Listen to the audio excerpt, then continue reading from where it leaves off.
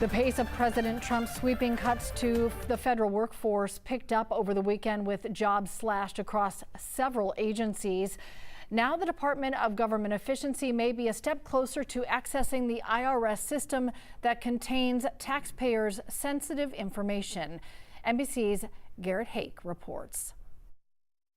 Overnight, President Trump's sweeping plan to reshape the federal government reaching the Supreme Court in its first major test. The administration appealing a federal judge's decision to strike down Trump's attempt to fire the head of a government ethics watchdog. How the justices rule on this case could have larger implications for the legal viability of Trump's strategy, which has faced more than 60 lawsuits so far.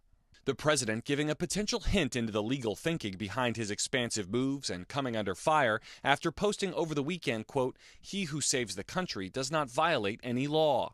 The dominant objective of this administration is corruption and lawlessness. It comes as Elon Musk's Department of Government Efficiency, also known as DOGE, is expanding its reach inside the federal government.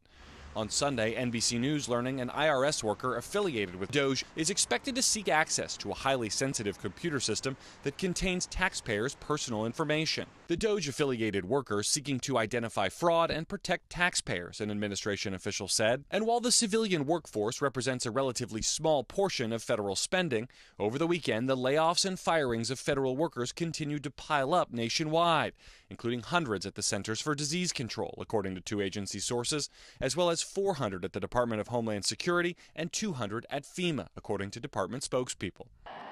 President Trump touting his sweeping and rapid-fire efforts after visiting the Daytona 500 over the weekend, which included taking the Beast limousine for a lap around the track.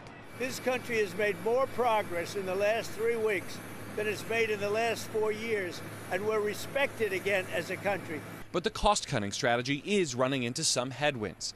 The White House now trying to rehire safety workers from the agency that oversees the nation's nuclear stockpile, but are struggling to find them because they didn't have their contact information.